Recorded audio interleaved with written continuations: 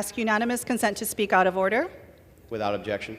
Thank you. At this time, I'd like to invite all of my colleagues who have ties to Maui, who have been to Maui, or who stand by our community to join me here in the well of the chamber.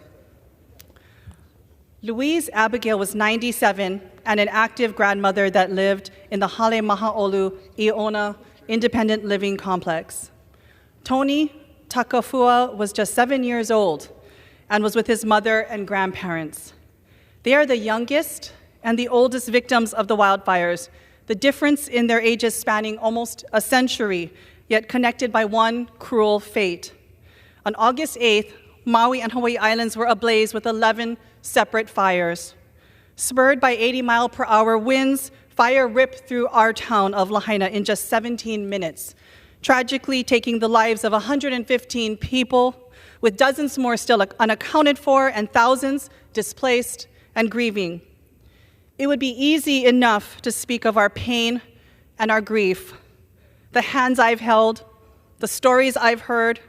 I have come to know all too well what death and destruction smells and feels like, and how the sadness continues to cling with you long after.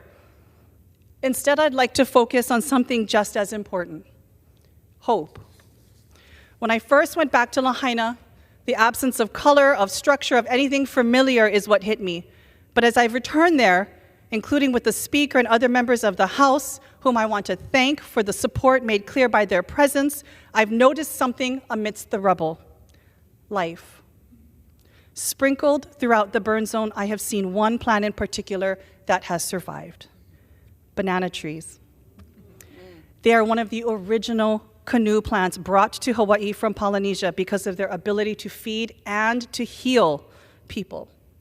How fitting to see these trees come to life as we prepare for the most arduous journey ahead of us. Our people are strong and resilient. They have a gracious grit that has both inspired me and moved me to tears in the face of this unthinkable tragedy. But they also feel justifiable anger and frustration that they are even in this situation.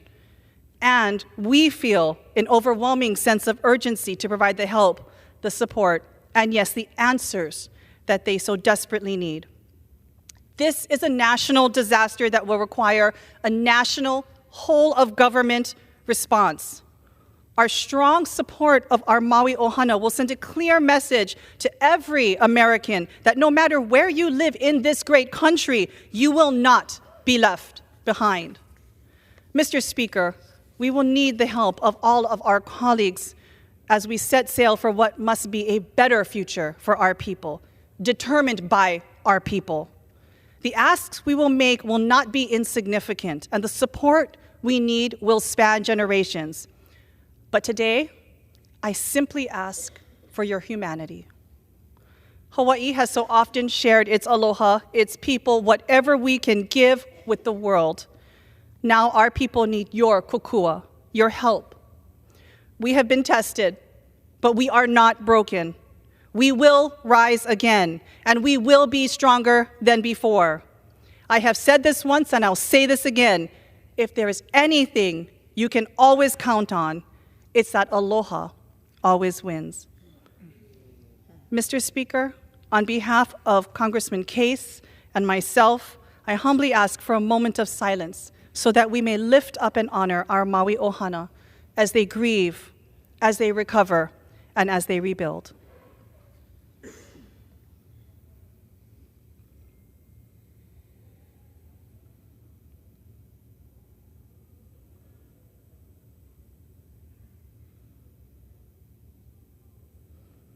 Thank you, and I yield back.